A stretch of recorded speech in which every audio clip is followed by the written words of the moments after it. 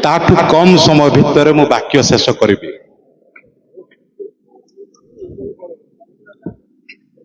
ध्यानर सहित अल्प समय आम बसु किए जाने आउ एमिति समय वाक्य मध्य कहार हृदय को स्पर्श करि पारे। सुजोग पाई मु विशेष भावे धन्यवादी प्रिय स्थानीय मंडली कतिरे एवं महिला समिति सम्मेलनी कतिरे एवं आपण माने जतेक समवेत प्रत्येक निकटरे हृदयर शुभेच्छा। पुणी प्रभु दासदासी जतेक समवेत से प्रत्येक निकटरे मोर कृतज्ञता। निरूपित प्रसंग एफिसियो 5 पर्व तार 27 पद। जेपरी मंडली निष्कलंक निखुंत व समस्त प्रकार दोषरहित होई पवित्र व अनिंदनीय हुए आउ एहिपरि गौरवमय अवस्था रे से ताहाको आपणा निकटरे उपस्थित करंती। स्वामी स्त्री रो संदर्भ रे एही ख्रीष्ट आउ मंडली कथा एठारे कुहा जाइछे। स्वामी जे स्त्री को अनकंडीशनली प्रेम करिबो ताहा एही स्थान रे वर्णित। प्रभु जीशु ख्रीष्ट मंडली को जेपरि प्रेम करते स्वामी मध्य अपना स्त्री को सही परि प्रेम करिबो।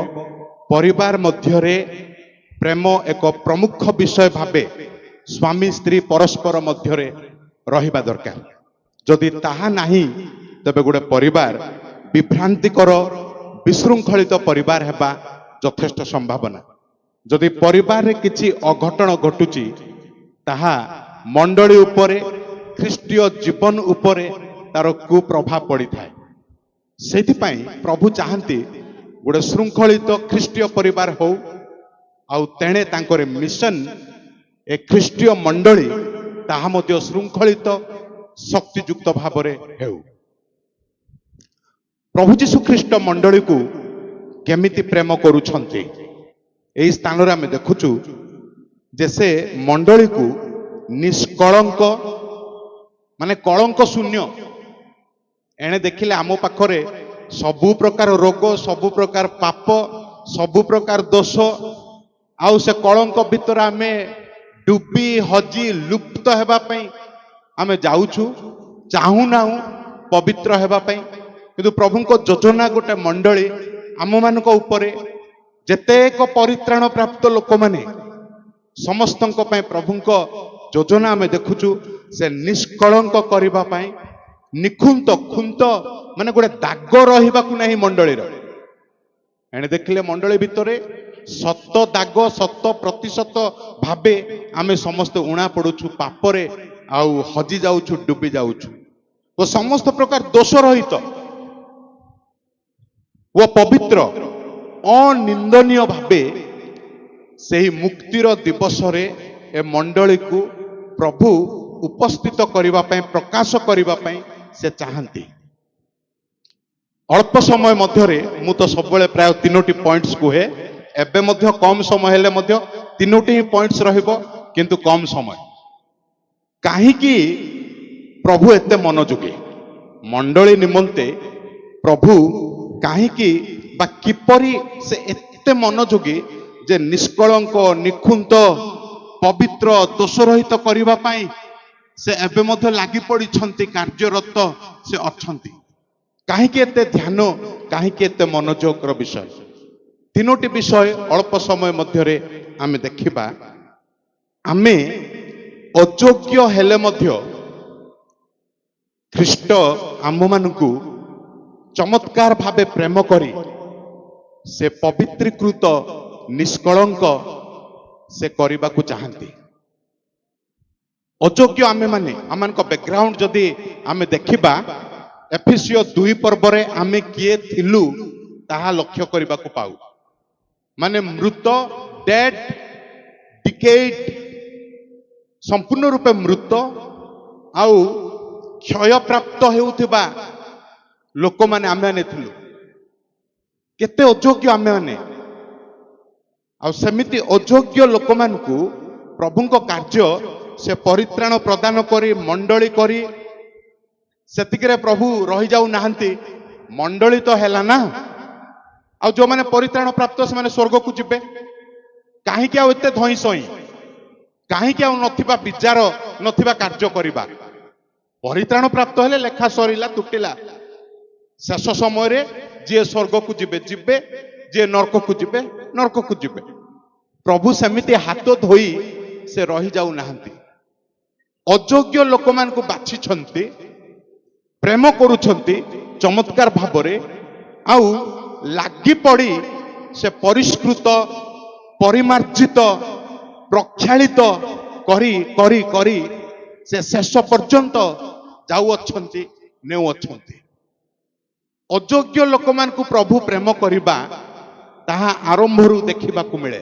ଯଦି ଆମେ ହୋସେୟ ପୁସ୍ତକ ନିକଟକୁ ଯିବା, ଆମେ ଦେଖୁଛୁ ଭବିଷ୍ୟତ ବକ୍ତା ଜଣକ ସେ ଯୌବନ ଅବସ୍ଥାରେ ହୁଏତ ତାଙ୍କ ଲକ୍ଷ୍ୟ ଚିନ୍ତା, ମୁଁ ଗୋଟେ ସୁନ୍ଦର କନ୍ୟା ଗ୍ରହଣ କରିବି, ବିବାହ କରିବି।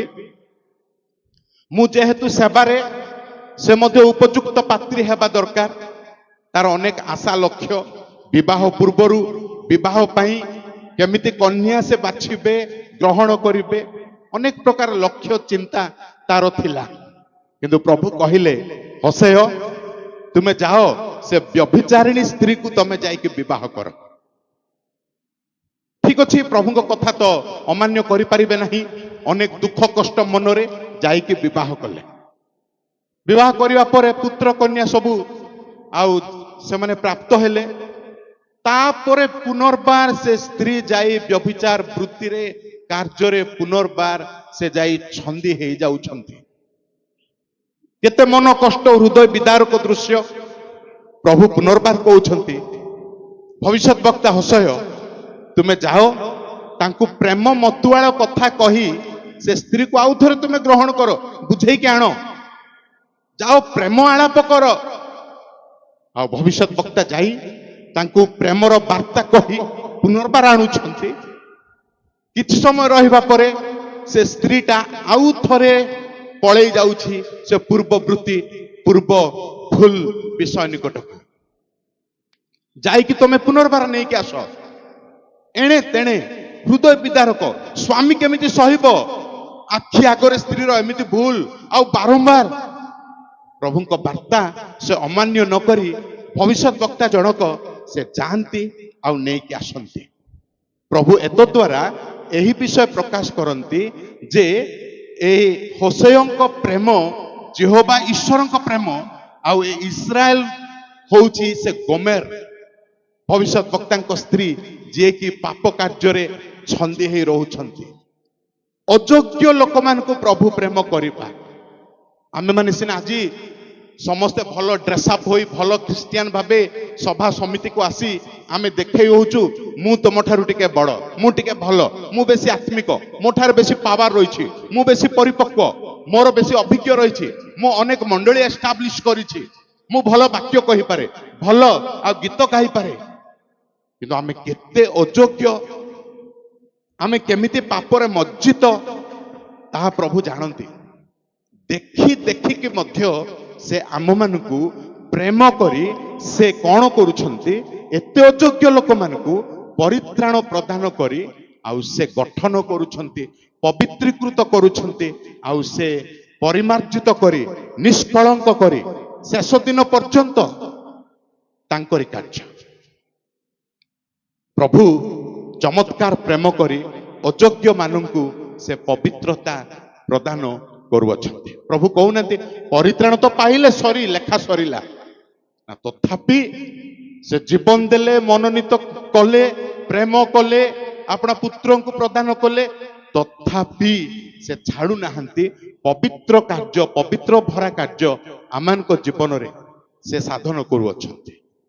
ଦ୍ୱିତୀୟ ବିଷୟ ଆମେ ଦେଖିବା, ଆମେ ଅନିଚ୍ଛୁକ ହେଲେ ମଧ୍ୟ ସେ ଦୀର୍ଘ ସହିଷ୍ଣୁ ଈଶ୍ୱର ଭାବେ ଆମକୁ ପବିତ୍ରତାରେ ବଢାଉଅଛନ୍ତି।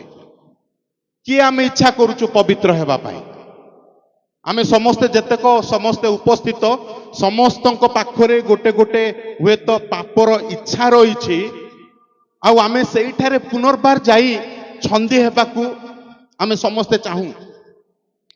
ମନର ଗୁପ୍ତ କୋଣରେ କେଉଁଠି ଗୋଟେ ସେ ପାପ ରହିଛି ପ୍ରତ୍ୟେକଙ୍କ ପାଖରେ। ଆଧ୍ୟାତ୍ମିକ ସିନା ଦେଖେଇ ହଉଛୁ, ପାପ ତ ଅଛି ନା, ଆଉ ସେ ପାପରେ ଲଟକି ରହିବା ପାଇଁ ଆମେ ଚାହୁଁଛୁ। କିଏ ପବିତ୍ର ହେବା ପାଇଁ ଆଜି ଇଚ୍ଛା କରୁଛି, ଅନିଚ୍ଛୁକ, ତଥାପି ସେ ଦୀର୍ଘ ସହିଷ୍ଣୁ ଈଶ୍ୱର ହୋଇ ଗଠନ ପରେ ଗଠନ, ଧରା ଛୁଆଁ ଆମେ ଦେଉନାହୁଁ ପ୍ରଭୁଙ୍କ ହାତରେ, ପ୍ରଭୁଙ୍କ ପାଖରେ ପବିତ୍ର ହେବା ପାଇଁ, ତଥାପି ସେ ଲାଗି ପଡୁଛନ୍ତି ଧୈର୍ଯ୍ୟର ସହିତ, ଦୀର୍ଘ ସହିଷ୍ଣୁତାର ସହିତ। ଆଉ ସେ କହୁନାହାନ୍ତି, ଯା ବେକାର ଲୋକ ତମେ, ଏତେ ମୁଁ ତୁମ ପାଇଁ କରୁଛି ସିନା ତମେ ପରିବର୍ତ୍ତିତ ହେଉନାହଁ, ତୁମେ ଯାଅ, ମୁଁ ହାତ ଝାଡ଼ି ହାତ ଧୋଇ ଦେଉଛି, ଦରକାର ନାହିଁ ତମେ, ଅଲୋଡ଼ା ଅଯୋଗ୍ୟ ତୁମେ, ଗେଟ୍ ଆଉଟ୍। ପ୍ରଭୁ କହୁନାହାନ୍ତି, ଯେତେ ପାପରେ ପଡୁଛୁ, ଉଠୁଛୁ, ପତିତ ହଉଛୁ, ପୁନଃ ପୁନଃ ପାପରେ ଆସକ୍ତି ଆମେ ଦେଖଉଛୁ, ତାଙ୍କୁ ବାଧା ଲାଗୁଛି, ତଥାପି ସେ ଛାଡୁନାହାନ୍ତି। ପ୍ରେମରେ ଦୀର୍ଘ ସହିଷ୍ଣୁ ଈଶ୍ୱର ଭାବେ ସେ ଗଠନ ପ୍ରକ୍ରିୟା ଜାରି ରଖିଅଛନ୍ତି। ପ୍ରିୟ ବନ୍ଧୁ, ଆଜି ଆମେ ଚାହିଁବା କି ପ୍ରଭୁଙ୍କ ପଦ ତଳେ ଆପଣଙ୍କୁ ଉତ୍ସର୍ଗ କରି, ପ୍ରଭୁ ଯଦି ତୁମେ ଏତେ କାର୍ଯ୍ୟ କରୁଛ ମୋ ଜୀବନରେ, ଏତେ ଚାହୁଁଛ ପ୍ରଭୁ, ମୋର ଅମାନିଆ ମନକୁ ତୁମ ପଦ ତଳେ ସମର୍ପଣ କରିଦେଉଛି ପ୍ରଭୁ। ମୁଁ ସେହି ମଣ୍ଡଳୀ ପ୍ରଭୁ, ମୁଁ ସେହି ବିଶ୍ୱାସୀ, ମୁଁ ସେହି ବିଶ୍ୱାସିନୀ ପ୍ରଭୁ। ଚମତ୍କାର ଗଠନର କାର୍ଯ୍ୟ ଯଦି ଆମେ ସମର୍ପିତ ହେବା, ସେ ଆଜି ମଧ୍ୟ ସାଧନ କରିବେ। ତୃତୀୟ ବିଷୟ, ଲକ୍ଷ୍ୟ ଭ୍ରଷ୍ଟ ହେଲେ ମଧ୍ୟ ଏକ ଲକ୍ଷ୍ୟର ସହିତ ଖ୍ରୀଷ୍ଟ ଆମମାନଙ୍କୁ ପବିତ୍ର କରୁଅଛନ୍ତି। ଲକ୍ଷ୍ୟ ଭ୍ରଷ୍ଟ ଆମେ ଅଟୁ, କିନ୍ତୁ ଈଶ୍ୱରଙ୍କ ପାଖରେ ଗୋଟେ ଲକ୍ଷ୍ୟ ଅଛି। କଣ ସେ ଲକ୍ଷ୍ୟ? ଆମ୍ଭମାନଙ୍କୁ ସେ ଖ୍ରୀଷ୍ଟ ସଦୃଶ୍ୟ, କ୍ରାଇଷ୍ଟ ଲାଇକନେସ୍। ଆମେ କିଏ, ଖ୍ରୀଷ୍ଟ କିଏ ଦେଖନ୍ତୁ। ତଥାପି ଈଶ୍ୱର ସେ ଦେଖନ୍ତି, ମୁଁ ଏହି ବ୍ୟକ୍ତିଙ୍କୁ ଖ୍ରୀଷ୍ଟଙ୍କ ପରି ଗଠନ କରିବି, ଖ୍ରୀଷ୍ଟଙ୍କ ପରି ମୁଁ ଗଠନ କରିବି। ତାଙ୍କ ଲକ୍ଷ୍ୟ ଆମେ ଯେମିତି ଖ୍ରୀଷ୍ଟଙ୍କ ପରି ହେବା। ଆଉ ଏ ଜଗତରେ ତାହା ସମ୍ଭବ ନୁହେଁ, ତଥାପି ସେ ତାହା କରନ୍ତି। ସମ୍ଭବ ନୁହେଁ, ତଥାପି ସେ ଖ୍ରୀଷ୍ଟ ପରି ଆମମାନଙ୍କୁ ଗଠନ କରୁଛନ୍ତି। ତାଙ୍କ ଲକ୍ଷ୍ୟ ହେଉଛି ସେ ଶେଷ ଦିନ ପର୍ଯ୍ୟନ୍ତ, ମୁକ୍ତିର ଦିବସ, ରାପ୍ଚର ଡେ ପର୍ଯ୍ୟନ୍ତ ସେ ଆମ୍ଭମାନଙ୍କୁ ଗଠନ, ପରିଷ୍କୃତ, ପରିମାର୍ଜିତ, ପବିତ୍ରୀକୃତ ସେ କରି କରି କରି କରି ନେଉଅଛନ୍ତି। ଆଉ ଶେଷରେ ସେ ମଣ୍ଡଳୀକୁ ସେ ମହାଦିବସରେ ପବିତ୍ର ଭାବେ, ନିଷ୍କଳଙ୍କ ଭାବେ ସେ ଉତ୍ସର୍ଗ କରିବେ, ପ୍ରକାଶ କରିବେ। ମୁଁ ଗୋଟେ ବିଷୟ କହି ଶେଷ କରିବି।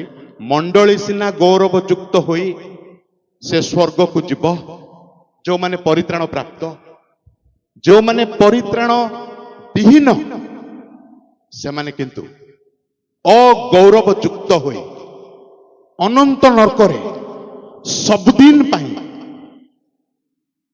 ସବୁଦିନ ପାଇଁ ଖ୍ରୀଷ୍ଟ ବିହୀନ ନରକ ଯନ୍ତ୍ରଣାରେ ସେମାନେ ଛଟପଟ ହେବେ।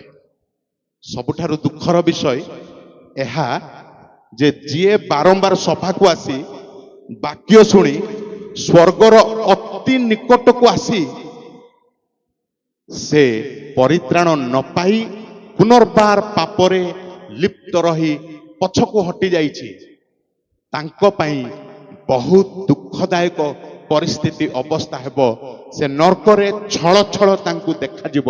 ମୁଁ ବାକ୍ୟ ଶୁଣିଥିଲି, ଆହ୍ୱାନଯୁକ୍ତ ବାକ୍ୟ ଶୁଣିଥିଲି, ସଭାକୁ ଆସିଥିଲି, ତଥାପି ସେ ମଣ୍ଡଳୀ ଗୌରବଯୁକ୍ତ ହେଲା, ମୁଁ ଆଜି ଅଗୌରବଯୁକ୍ତ ଭାବେ ପଡ଼ି ରହିଛି।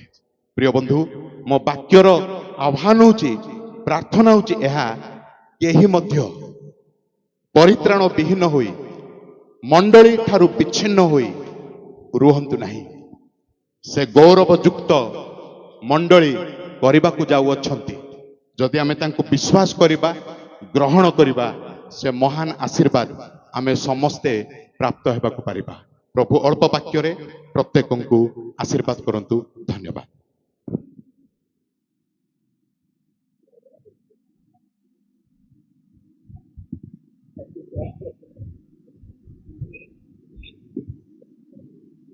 ଦୟାକରି ଅନୁରୋଧ କରୁଅଛି ଗୁମା ମଣ୍ଡଳୀର ମହିଳା ସମିତିକୁ सभा सांग परे परे से माने आसी संगीत परिचालना करिवे जेतेबेले वाक्य आरंभ हेबे से माने जाई खाई की आसीबे। एई समय उत्कल बाप्टिस्ट मंडली सम्मिलन रो सभापति को अनुरोध करे से आसीबे एवं शेष आशीर्वाद करिवे। गोटे कथा